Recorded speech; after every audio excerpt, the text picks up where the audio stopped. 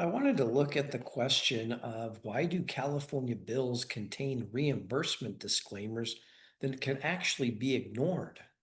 Now, a common provision that readers may notice when reading a California bill is that at the end of the Legislative Council's digest, there are, of course, the four digest keys. First, what is the vote required for passage of the bill? Second, whether the bill contains an appropriation. Third, whether the bill will be re-referred to a fiscal committee. And fourth, whether the bill contains a mandated local program. So the last key appears as either local program no or local program yes. So first, what's a mandated local program? Well, both our California Constitution and California's Government Code describe in detail a state mandated local program. As a result of these laws, a California bill is identified as mandating or not mandating a local program that may require reimbursement of their costs by the state of California. The Constitution requires the state to reimburse local agencies and school districts for certain costs mandated by the state. This is found in Article 13B, which was added to the state constitution by Proposition 4 in the November 1979 ballot. And Article 13B contains 15 sections. It's Section 6 that deals with state mandated local programs. Section 6 essentially says that whenever the legislature or any state agency mandates a new program or a higher level of service on any local government or school district, then the state has to provide a subvention of funds to reimburse that local entity for the cost of the program or their increased level of service, except that the legislature may but need not provide a subvention of funds for that mandate. This applies to a mandate as it affects a city, a county, a city and a county, a special district, or a school district.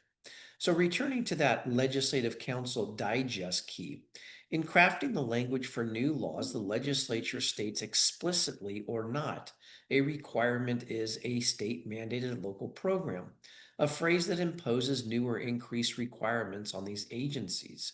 Now, of interest is that the legislature does not have the final word on this subject. In other words, they don't decide which mandates are reimbursable. Instead, that task falls upon the Commission on State Mandates, and it's this point that raises the question posed at the outset. In addition to the constitutional provisions, there are statutory provisions that establish procedures for making the reimbursement pursuant to Part 4 that commences with Section 17500 of Division 4 of Title II of California's Government Code. So, if the Commission on State Mandates determines that the bill contains costs mandated by the state, then reimbursement for those costs have to be made pursuant to these government code provisions. Now, we also have at the end of the Legislative Council's digest, but before the digest keys, you'll see language such as the California Constitution requires the state to reimburse local agencies and school districts for certain costs mandated by the state. Statutory provisions establish procedures for making that reimbursement. Followed by, this bill would provide that no reimbursement is required by this act for specified reasons. So this is contained in a plus section at the end of the bill. Sometimes it says no reimbursement is required pursuant to Section 6 of Article 13B because a local agency or school district has the authority to levy service charges, fees, or assessments sufficient to pay for the program or the level of service mandated.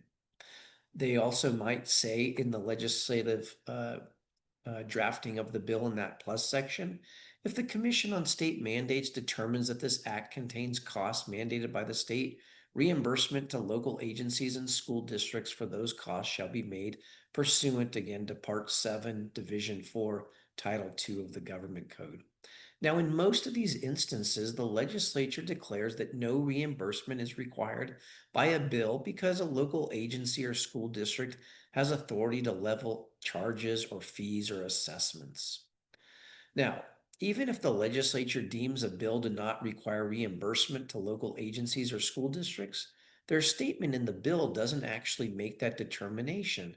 In other words, while the legislature may state that the costs associated do not need to be reimbursed, it's actually up to the Commission on State Mandates to decide that question. How does the commission make the determination? Well, the commission has six statutory responsibilities, including these two applicable here.